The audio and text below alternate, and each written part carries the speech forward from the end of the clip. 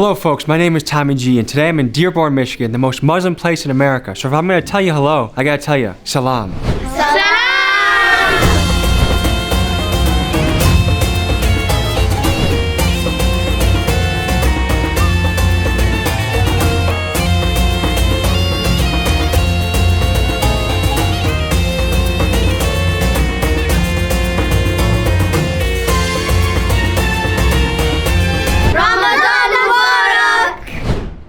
When you drive around Dearborn, Michigan, the swirl of Arabic letters fill the air. 150,000 Arab Americans call this place home, and it has the largest mosque in the United States. This video was going to be released in Ramadan of 2024, but given the troubling events that are unfolding in the Middle East, I thought this would be a critical time to release this video. You see, we fear what we do not understand, and many Americans do not understand Islam. Is this a religion of radical behavior and acts of terror? Or is this a religion that produces some of the most generous people on the planet, people who are kind and have conservative values? That is for you to decide. Join me as I take you to Dearborn, Michigan, the most Muslim place in America.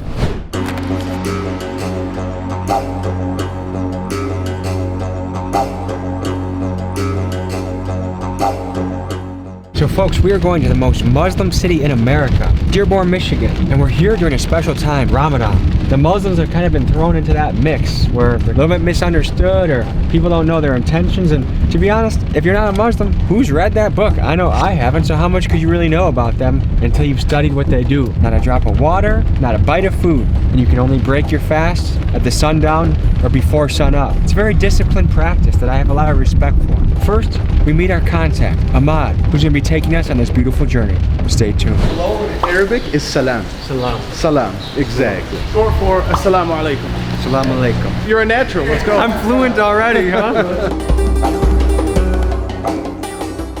Welcome to Dearborn in Islam. Ramadan is an Islamic month. For fasting, it's one of the pillars of Islam. We have 5 pillars. The reason why we fast is so we can remember God's blessings, so we could think about all the blessings we have. We worship Him more during the day. And right now, I'm so thirsty, but God wants to test my patience. Am I gonna give up? So this month really helps us learn patience. 29 or 31 days. This year, 29 days. Now, there are exceptions. If you're sick, you're not supposed to fast. If you're an elderly, you don't fast. If you're a child, you don't fast. If a girl is on her period, she doesn't fast. How old does a kid have to be to make the... Once they hit puberty, mostly 13 and older. When you learn to discipline yourself to pray 5 times a day, you discipline yourself not to drink, you discipline yourself not to eat, there's nothing that you can't discipline yourself to do. So there's halal and haram for the food that we eat. Halal food is food that is butchered in Islamic manner. So haram is anything not permissible, anything that's a sin, anything bad. Halal is anything acceptable, permissible, good. What are some vocabulary words I'm going to need to learn from my experience today? Taqwa. Taqwa is to get to a level where you love God, you fear God, and you are able to control yourself because of the extent that you have appreciation after the appreciation of Allah, God. That by itself prepare you to the rest of the year. It seems across most religions that fasting is a tool to get closer to God. Jesus was in the desert for 40 nights. Muslims have the Ramadan. Native Americans would go on a vision quest in the woods without food. Buddha fasted under a tree for many years. Why is fasting such an important way to speak to God? And why do we have to go hungry to be able to talk to this guy? Just try it and you'll know. The things you thought they're important, all this material life or this competition we have in life, they become something minimal in your life.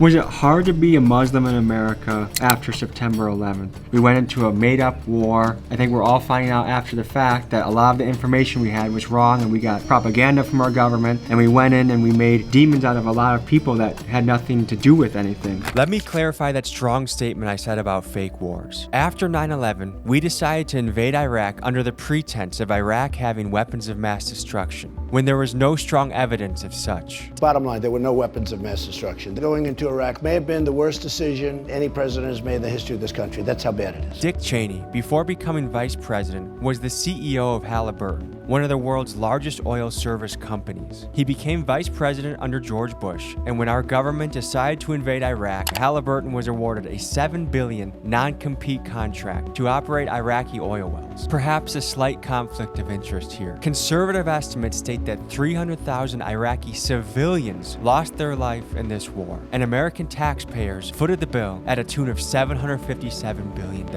No weapons of mass destruction were found, which led to this soldier confronting George Bush.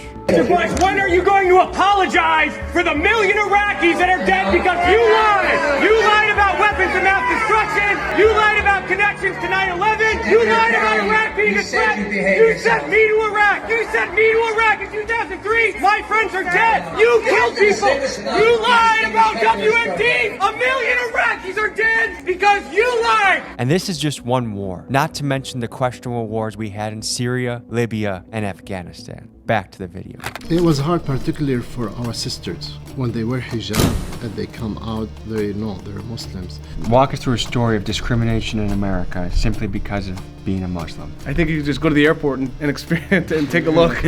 What is it like being a teenage Muslim girl in America? The best thing ever. Like, people are like, oh, like, don't you get stared at and stuff. People look at me, but honestly, when people look at me, it's like the best thing ever. I'm like, yeah, I'm different. A criticism that people might have of Islam is that women are oppressed. And I know we have a few women in the room. Do you feel you're oppressed as a Muslim woman? No.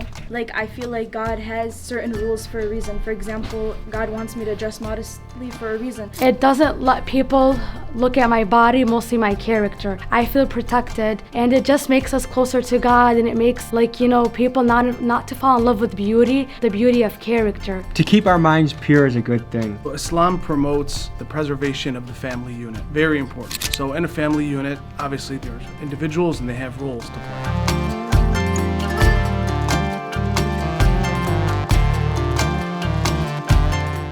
Hello, everybody.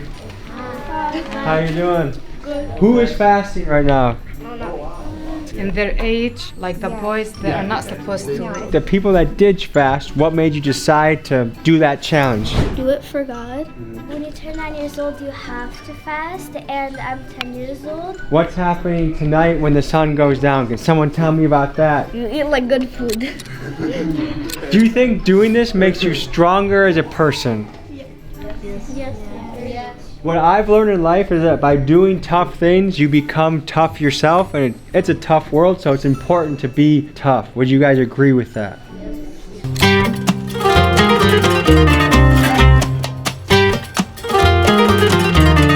This is called the wudu. Wudu, exactly. Yep. The first thing you want to do is take your shoes and socks off. You say, Anwi an atawadda'u kurbatan ila Allahi ta'ala. Kurbatan ila Allahi ta'ala.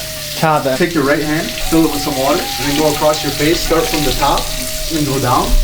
Yep, just like that. Get all as much as you can across your face. Then you take your right hand again, put it in your left hand, and then start from your elbow and just swipe down, all the way down, just like that. And then you take your right hand again, and then you go down, and you swipe all the way down.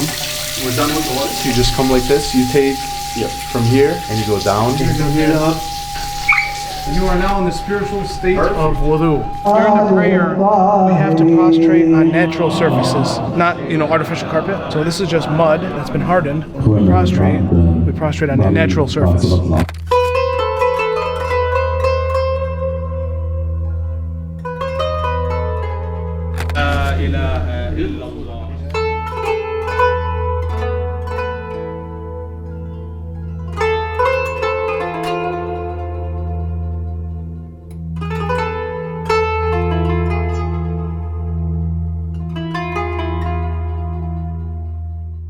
So after you're done with prayer, what do you do? And then we start the next prayer. So we just finished the noon prayer. Yep. So the next one is the afternoon prayer. Ramadan is a time of feasting, and to feast, a Muslim must eat their food in a religiously pure way. This butcher explains the process. I guess he doesn't do it here live, but what we can do is he said he can walk you through the process and show you what he does. I guess a bit better than nothing, right? Salam.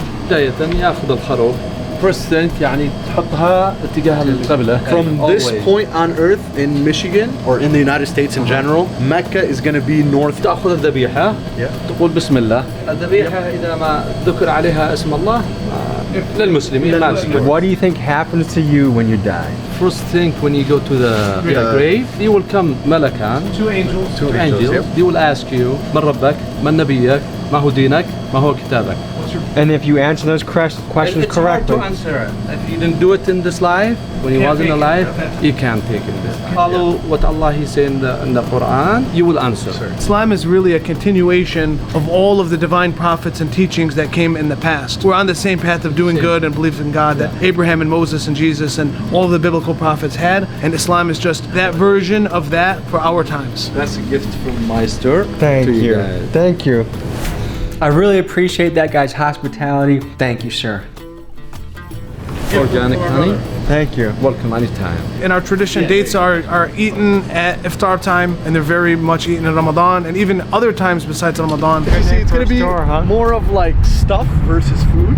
So on the right is the Kaaba, Mecca. So I think in Christianity, there's a lot of images of, or like portraits of Jesus, for example, or his family. This is an important one to cover. This is important. In Islam, we don't have pictures of our prophets or religious figures. Pictures of Allah and Muhammad are forbidden. Forbidden, yeah. You Are they can't. is that punishable by death? I don't know about that. It's something that's not tolerated. Any drawings or depiction of Allah or the Prophet Muhammad is extremely taboo in the Muslim world. An example of this is when French teacher Samuel Paty was beheaded in France after he showed his students controversial cartoons of the Prophet Muhammad in a class he was teaching about free speech.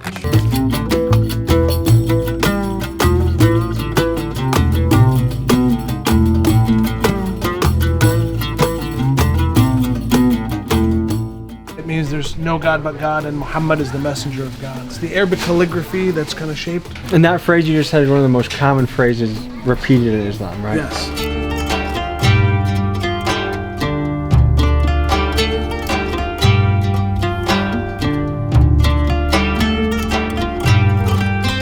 Olive oil here is pretty big. We import, at least our families, import it straight from Lebanon in these containers here. They run about something like that. You got the mini croissants, everything Arabic. Fun big sandwich goes on here. No, I think you gotta tear it off into pieces. A bunch of these my mom made tonight for us for iftar as well. So this is more of your fried section here. You have fried falafel, chicken, fish. We went back to the Airbnb to take a couple-hour nap.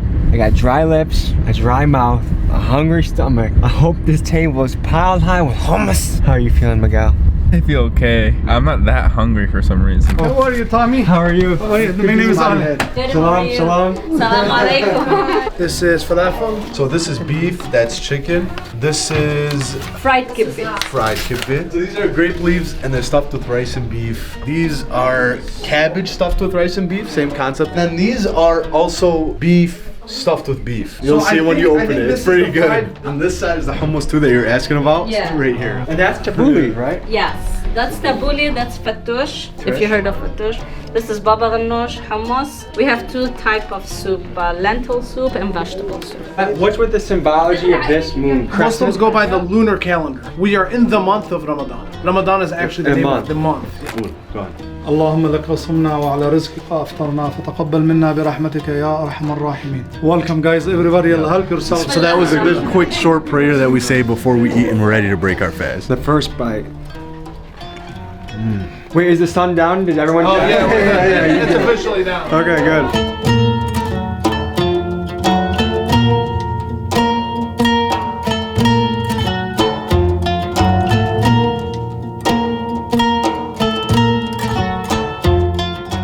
So everyone that goes on the pilgrimage gets the nickname Hajj. Typically those who go, they'll be called Hajj or Haji. And Haji is for the? Females.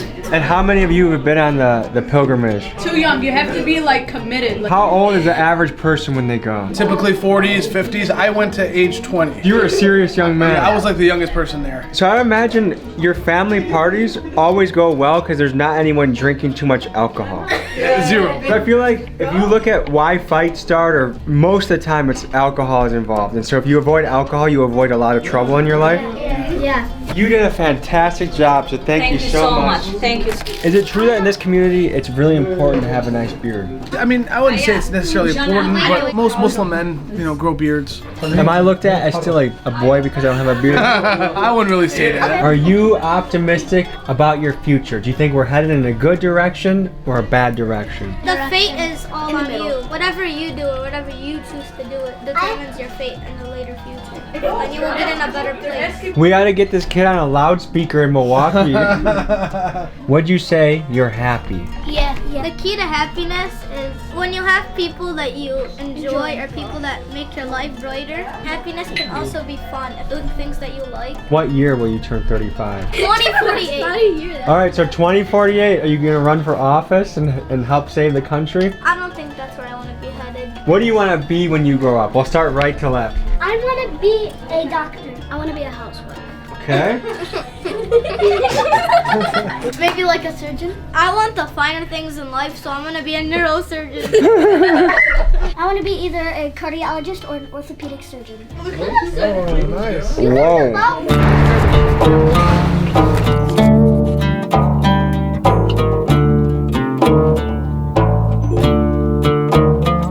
Yeah, that's the one you want to try first. Adani tea. That hits, right? That's straight Boston. It like warms the soul, man. You know what I mean? Cream cheese, bread, and honey on the top. Let's see it, Tommy. Oh, No, solid 8.5. wow, that's up there. How we gained 20 pounds in Dearborn, Michigan, dude.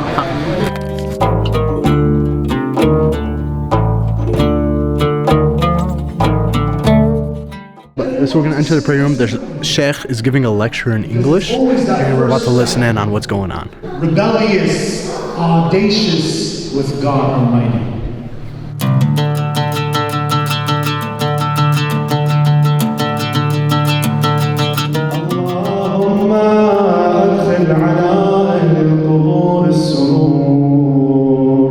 We had a Christian church right here. We have the biggest mosque in North America right here. And it's a good representation that we can live in harmony. I think it's the media, dude. It comes back to Republican, us, Democrat, Christian, Muslim, white, black. It's all nonsense. In Dearborn, as you can see, we literally live side by side. Never had any problems. Have a lot of the same values. Core values are all there. Just be a good person. That's all it is. Folks, there's a lot of crazy stuff happening in this country, and it's time for us to band together and rise up. The people that write the narratives aren't going to be in charge much longer. We write the narratives. Absolutely. So Ahmed, my impression of Muslims in Dearborn, Michigan is this. People that are very hardworking, people that are disciplined, people that are very generous, very educated, family motivated. Have I forgotten anything? I would say you caught it on point, man. That's the core of what we've got here. Just hardworking, honest, good people is the goal Islam tries to spread. So I hope when you guys watch this and you understand this is the majority of America here. This is what we represent. Any extremists or people who are not like this, please understand that's the minority. To me, this is an American that I'd want to raise a family next door to and have my kids next door to. So I've had a wonderful time. Thank you so much. It's been a pleasure. Hey, we'll see you guys next week, and salam. Salam. Folks, as of releasing this video, there's a lot going on in the world right now. It feels like World War III is about to happen in the Middle East. And this is the time for reasonable Muslims and Jews and Christians and just people of this world to come together and think about ways that we can love each other and have peace. Which might sound naive to say, but I hope it's true. We'll see you guys next week.